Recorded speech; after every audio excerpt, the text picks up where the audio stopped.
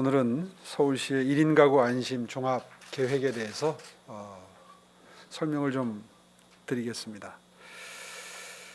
좋은 정책을 만들기 위해서는 이제 현황부터 정확히 파악하는 일이 우선이 돼야 되는데요.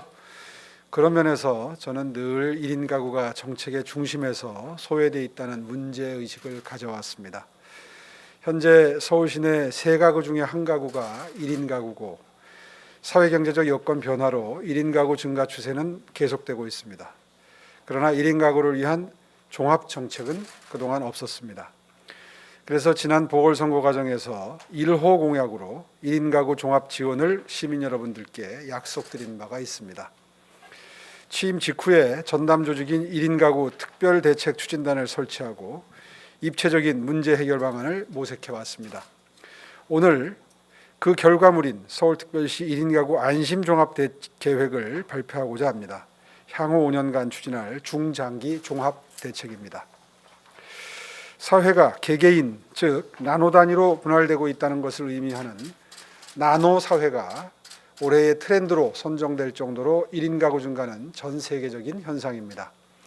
서울시 역시 마찬가지입니다. 통계청에 따르면 2020년 기준으로 서울시의 1인 가구 수는 139만 가구, 전체 가구 중 34.9%를 차지하고 있고 그 비중은 2047년까지 지속적으로 증가할 것으로 전망되는 만큼 이미 35%를 넘어섰을 걸로 보셔도 되겠습니다. 연령별로 보면 지금은 청년 세대가 48.3%로 가장 많지만 2047년에는 상황이 많이 달라져 있을 겁니다. 60세 이상 1인 가구가 46.4%로 다수를 차지할 것으로 예측이 됩니다. 서울시는 보다 실효성 있는 맞춤형 정책을 수립하기 위해서 1인 가구의 삶의 모습을 다각도로 들여다봤습니다. 그리고 그분들이 처한 현실적인 고통과 불안을 살펴보았습니다. 우선 거주 지역입니다. 청년과 중장년 1인 가구는 생활과 교통이 편리하고 직장이나 학교에서 가까운 지역에 주로 거주하고 계셨습니다. 반면에 통학이나 통근에 부담이 적은 노년 1인 가구는 임대 아파트나 주거 밀집 지역에 주로 거주하고 계십니다. 다음은 건강입니다. 1인 가구는 건강과 돌봄의 사각지대에 놓여 있습니다. 만성질환이 발생할 위험과 의료비 부담은 높은데 아플 때 도움을 요청하기는 어렵습니다. 1인 가구의 대사증후군은 다인 가구에 비해서 1.6배가량 높고 의료비 지출도 전체 가구에 비해서 1.4배 높습니다. 하루 한 끼 이상 거르는 1인 가구가 62.6%나 되고 1인 가구의 80.7%는 의료 보건기관을 보호자 없이 홀로 방문하고 있는 실정입니다. 1인 가구는 혼자 살다 보니까 범죄에 대한 불안도 높습니다. 실제로 1인 가구가 밀집된 지역은 다른 지역보다 범죄 발생률이 최대 4배가량 높게 나타나고 있습니다. 지난해 5월에 실시한 서울시 1인 가구 여론조사 결과 CCTV 설치 확대, 스마트 가로 등 설치 등 범죄로부터 안전한 생활환경을 만드는 정책에 매우 높은 관심을 보여주고 있습니다. 또한 1인 가구는 외로움에 취약하고 경제적으로 불안합니다. 1인 가구의 우울감 경험률은 다인 가구에 비해 2배가량 높습니다. 우울감과 고립은 고독사로 이어질 가능성도 높고 특히 중장년 1인 가구의 위험도도 높습니다. 2020년에 발생한 고독사의 62.7%가 중장년 1인 가구였습니다. 1인 가구의 단절은 경제적 불안으로도 이어지고 있습니다. 1년 이상 고용이 지속되는 안정된 일자리를 가진 1인 가구는 19.6%에 불과하고 중위소득 50% 이하에 해당하는 상대적 빈곤율은 51.8%로 다인 가구의 4배 수준에 달합니다. 1인 가구는 주거 환경도 다인 가구보다 열악합니다. 1인 가구의 80.4%가 전 월세에 거주하고 있습니다. 자가 비율은 15.5%에 불과해서 다인 가구의 4분의 1 수준으로 판단됩니다. 특히 절반 이상이 월세를 내며 살고 있습니다. 이로 인해 1인 가구 대다수는 주거비 인상의 불안감 속에서 살고 있습니다. 20제곱미터 이하의 협소한 공간에서 살고 있는 1인 가구도 30.4%에 이르고 있습니다. 서울시가 1인 가구에게 힘이 되어드리겠습니다. 139만 1인 가구의 고통과 불안을 실질적으로 해소해 나가겠습니다. 서울을 1인 가구 안심특별시로 반드시 만들겠습니다. 홀로 사는 가구들이 느끼는 고통과 불편을 해소하는 동시에 삶의 질을 끌어올리겠습니다. 이를 위해 건강, 범죄, 고립, 주거 4대 분야 안심정책을 집중 추진합니다. 맞춤, 융합, 공감 3대 원칙 아래 연령별, 성별, 지역별 맞춤 정책을 마련하겠습니다. 민관 협력을 통해서 시민과 1인 가구가 공감하는 정책을 수립하겠습니다. 4대 분야 안심 정책은 총 8개의 핵심 과제로 구성이 됩니다. 지금부터 개별 과제별로 설명드리겠습니다. 첫 번째, 공적 건강 돌봄 체계를 강화하겠습니다. 이를 통해서 1인 가구가 건강 걱정 없이 생활하도록 지원하겠습니다. 혼자 살면서 가장 서럽고 힘들 때가 아플 때인데 보호자처럼 든든하게 병원까지 동행하는 병원 안심동행 서비스를 확대 강화할 생각입니다. 시간당 5,000원의 저렴한 비용으로 집을 나설 때부터 병원 방문, 귀가까지 전 과정을 동행 매니저가 도와드리겠습니다. 올해부터 소득이 낮은 1인 가구는 무료로 이용 가능합니다. 이용 횟수 제한도 올해 시범적으로 폐지해서 1인 가구들이 보다 편리하게 이용하도록 하겠습니다. 규칙적인 생활 습관과 건강 관리를 도와주는 온서울 건강온 서비스를 확대 추진합니다. 규칙적인 생활 습관과 건강 관리를 도와주는 온서울 건강온 서비스, 스마트 밴드를 무료로 대여해드리고 2026년까지 전체 1인 가구가 이용할 수 있도록 하겠습니다. 건강 취약 1인 가구 9만 5천 명에 대해서는 간호사가 직접 방문해서 건강을 관리해 드리겠습니다. 두 번째, 건강한 식생활을 할 수 있도록 먹거리 안심 프로그램을 강화하겠습니다. 소셜 다이닝 프로그램 행복한 밥상을 통해서 중장년 1인 가구가 음식을 함께 만들고 나눌 수 있도록 하겠습니다. 음식을 매개로 사람들을 만나면서 인간관계를 회복하고 고립과 고독으로부터 벗어날 수 있도록 하겠습니다. 올해 1인 가구 밀집 지역 10개소 10군데에서 시범 운영하고 단계적으로 전 자치구로 확대합니다. 또한 민간기업, 공공, 시민이 함께하는 1인 가구 먹거리 지원 체계를 구축하겠습니다. 균형 잡힌 식사를 챙기기 어려운 1인 가구에게 제철 식재료로 구성된 착한 먹거리 꾸러미를 지원합니다. 올해 청년 3,000명 대상으로 시작해서 중장년층까지 확대합니다. 기업들이 기부하고 인근 전통시장에서 신선한 식재료를 구매하기 때문에 더욱 뜻깊은 사업이라고 생각합니다. 세 번째입니다. 1인 가구의 늦은 밤길을 안전하게 지켜드리겠습니다. 1인 가구 밀집 거주 지역을 중심으로 범죄 예방 인프라를 확충해서 안전한 생활 환경을 조성토록 하겠습니다. 26년까지 1인 가구 밀집 거주 지역 51개소에 안심마을 보안관 배치하겠습니다. 밤 9시부터 새벽 2시 30분까지 취약 지역을 대상으로 순찰 활동하면서 위험물 신고, 화재 예방, 동행 귀가 등 생활 안전을 지키겠습니다. 또한 1인 가구 밀집 거주 지역의 노후 등을 스마트 보안 등으로 전면 교체합니다. 고화질 CCTV도 집중 설치해서 범죄로부터 안전한 생활 환경을 구축해 나가겠습니다. 특히 스마트 보안 등은 안심이 앱과 연동이 됩니다. 안심의 앱을 켜고 보안 등 근처에 다가가면 자동으로 밝아지고 긴급 상황 발생 시 자치구별 CCTV 관제센터로 상황이 실시간 전송돼서 경찰 출동 등 신속한 대응이 가능해집니다. 네 번째입니다. 범죄 안심 홈세트로 내 집 안전을 한층 강화하겠습니다. 한 달에 1,000원만 내면 이용할 수 있는 안전도어 지킴이로 내 집 안전 확실히 지키겠습니다. 문 앞에 설치한 도어 카메라로 외부의 수상한 상황을 감시하고 24시간 긴급 출동까지 요청할 수 있는 서비스입니다. 2026년까지 1인 가구 총 2만 명에게 설치해 드리겠습니다. 내 집 문밖 안전은 안전도어 지킴이, 내 집 문안 안전은 1인 가구 안심 홈세트가 지킵니다. 현관문 이중 잠금 장치, 휴대용 긴급벨, 창문 잠금 장치, 스마트 안전 센서로 주거 침입을 방지합니다. 2026년까지 남녀 구분 없이 1인 가구 또는 점포 9,800개소에 설치하겠습니다. 다섯 번째입니다. 고독과 고립으로부터 탈출을 지원하겠습니다. 고독사 예방을 위해 우리 동네 돌봄단 확대 운영합니다. 1인 가구를 정기적으로 방문해서 생활 관리를 도와주는 돌봄단원을 2026년까지 900명으로 확대하고 돌봄 대상 가구도 7만 2천 가구까지 늘리겠습니다.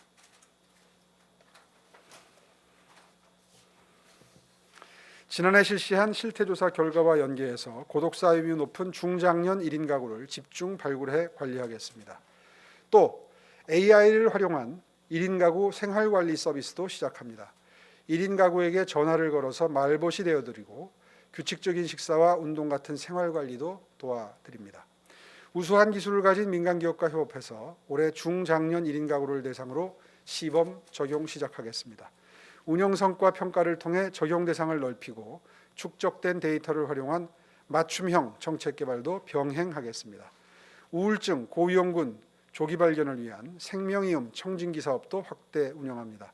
동네 병원 의사가 우울, 자살의 위험 징후가 있는 1인 가구를 발견하면 기초 상담을 하고 지속적인 관리가 필요한 경우에는 전문적인 치료와 검진을 받도록 연계 지원하게 됩니다. 6번째입니다. 고독과 고립 상황에 취약한 1인 가구에게 경제적 자립과 사회관계 형성의 기회를 제공합니다. 우선 1인 가구 상담 멘티멘토 프로그램을 확대 운영합니다. 상담, 심리 전공자로 구성된 멘토단을 1인 가구와 연결해서 개별적인 심리 상담과 진로 코칭을 함께합니다. 또한 인문학 프로그램과 같은 그룹 활동도 병행해서 심리적 유대감을 높일 수 있습니다. 26년까지 총 1,410명의 멘티와 멘토를 연결해서 외부와 단절된 1인 가구가 사회에 복귀할 수 있도록 지원하겠습니다. 1인 가구들이 자유롭게 이용할 수 있는 소통 공간과 프로그램을 확대하겠습니다. 자치구와의 협업을 통해서 공공시설 내 유휴 공간을 활용해서 1인 가구 소통 공간 25군데를 단계적으로 조성하고 문화, 여가 등 커뮤니티 활동도 활성화하겠습니다. 1인 가구를 위한 경제 자립 교육을 실시하고 취업까지 연계하겠습니다. 1인 가구 지원센터와 산하기관을 통해서 개인별 경제 상황을 고려한 생애주기별 재무 설계, 채무 예방 등의 상담과 교육을 진행합니다. 또한 직업 상담사와의 맞춤 컨설팅 및 취업 정보 제공 등을 통해 안심 일자리, 50+ 보람 일자리 같은 공공 일자리 등과 연계합니다. 7번째입니다. 임대료 부담 없이 장기간 거주할 수 있는 1인 가구 맞춤 주택을 늘려 나가겠습니다. 청년과 장년, 어르신이 조화롭게 어울려서 생활하는 세대 통합형 주택 모델을 개발하겠습니다. 독립된 주거 공간을 보장하는 동시에 생활 SOC를 조성하고 공동체 프로그램도 운영합니다. 다양한 세대와 계층의 1인 가구가 어울려서 장기간 안심하고 살 수 있는 주거 모델입니다. 올해 안에 주택 모델을 완성하고 CUG를 활용해서 2026년까지 1,300호 공급하도록 하겠습니다. 1인 가구 중에 주거에 대한 수요가 가장 큰 계층이 청년층입니다. 청년 1인 가구가 임대료 부담 없이 안심하고 살 수 있는 맞춤 주택을 2026년까지 6만 9천 호 공급하겠습니다. 특히 법정 주거 면적이 14제곱미터로 지나치게 협소해서 생활하는 데 불편이 많습니다. 쾌적한 생활이 가능하도록 법전 기준보다 1.8배 넓은 25제곱미터 이상으로 설계하도록 하겠습니다. 또한 공유주방, 커뮤니티 공간 등 부족한 공유 공간을 확대해서 삶의 질을 높이겠습니다. 마지막 핵심 과제입니다. 혼자서는 버거운 내 집 찾기와 내 집 관리의 어려움을 덜어드리겠습니다. 전월세 안심계약 도움 서비스를 시작하겠습니다. 최근 직거래를 통해서 집을 구하는 1인 가구가 많아지고 있습니다. 혼자서 집을 찾고 계약하는 과정에서 부동산 관련 정보나 지식이 부족하고 주변의 도움을 받기가 어렵습니다. 그래서 불법 건축물을 임차 계약하거나 이중 계약으로 피해를 당하는 경우가 더러 있습니다. 이러한 피해를 입지 않도록 서울시가 1인 가구의 집보기 현장 동행부터 부동산 계약 상담, 주거 지원 정책 안내까지 전방위로 지원합니다. 혼자서 해결하기 어려운 주택 관리의 불편을 서울시가 덜어드리겠습니다. 수도, 전기 시설물이 고장나거나 집수리가 필요할 때 물품 수납 등 정리정돈을 해야 할 때 도와드리겠습니다. 지난해 11월 SH공사가 주택복지 전문 공기업으로 거듭나겠다는 혁신 방안을 발표한 바가 있습니다. SH공사 주택관리 코디네이터가 매년 1,500곳의 1인 가구를 방문해서 내 집 관리를 세심하게 도와드리게 될 것입니다. 지금까지 4대 분야 안심정책 8개 핵심 과제의 주요 내용을 설명드렸습니다. 그러나 이것이 끝이 아닙니다. 서울시의 1인 가구 정책은 지속적으로 진화합니다. 전문가와 시민들의 의견 청취로 기존 정책을 보완해서 사회 구조적 변화에 발맞춘 새로운 정책을 계속 발굴해 나가겠습니다. 1인 가구 4대 분야 안심정책 추진에 2026년까지 총 5조 5,789억 원을 집중 투자하게 될 것입니다. 가장 많은 재원이 투입되는 주거 안심 정책부터 건강, 고립, 범죄 안심 정책까지 세심하게 챙겨 나가겠습니다. 구호성 정책이 아닌 1인 가구가 진정으로 체감할 수 있는 실질적인 정책을 펼치겠습니다. 세 집 중 한 집이 1인 가구인 시대 1인 가구의 행복이 서울 시민의 행복이라는 마음으로 일하겠습니다. 오랜 기간 4인 가구를 기준으로 설계되고 집행됐던 서울시의 정책 패러다임이 전환되기 시작했습니다. 1인 가구의 주거, 경제 안전망을 확대하고 고립과 단절의 위험을 줄이기 위해서 최선을 다하겠습니다. 혼자여도 소외받지 않는 서울, 집 걱정, 건강 걱정, 생계 걱정 하지 않아도 되는 1인 가구 안심특별시 완성해 나가겠습니다. 네. 이상으로 마치겠습니다. 이어서 기자단 질의응답 시간을 갖도록 하겠습니다. 시장님께서는 일정상 2가지 질문에 대해 직접 답변하시고 이석하실 예정입니다. 다음 질문부터는 소관실국장께서 답변하실 예정이오니 양해 바랍니다. 질문하실 기자분께서는 손을 드시고 소속과 성명을 말씀하신 후 질문해 주시기 바랍니다. 예, 권승현 기자님. 기자입니다. 기존에 발표되었거나 타 실국 추진 사업들을 재정리한 것으로 보이는 사업들이 많은데요. 기존 계획들과 어떤 차별성이 있는지랑요. 추진 과정에 있어서 타 실국 내지는 기존 업무와 분담 내지는 협력은 어떻게 이루어지는 건지 여쭙고 싶습니다. 그동안에 기존의 편제에 따라서 서울시가 운영이 되어 왔는데요. 오늘 강조해서 말씀드린 것처럼 이제 1인 가구 숫자가 3분의 1을 넘어서기 시작했습니다. 앞으로도 가파르게 그 숫자가 늘어날 것으로 예상이 되고요. 따라서 앞으로는 정규 편제로 조직으로 구성을 변화시켜 나가야 될 서울시 조직의 구성을 변화시켜 나가야 될 그런 필요성이 느껴지는데요. 일단 지금 현재로서는 오늘 설명을 들으신 것처럼 여성가족정책실이라든가 복지정책실이라든가 또 주거부서라든가 이렇게 여러 군데 흩어져 있는 일들을 일단 종합적이고 입체적으로 한번 정리해서 시민들께 보고드릴 필요가 있었습니다. 그동안 산발적으로 각 부서별로 발표했던 사업들을 오늘 한꺼번에 모아서 정리를 해서 말씀을 드렸는데요.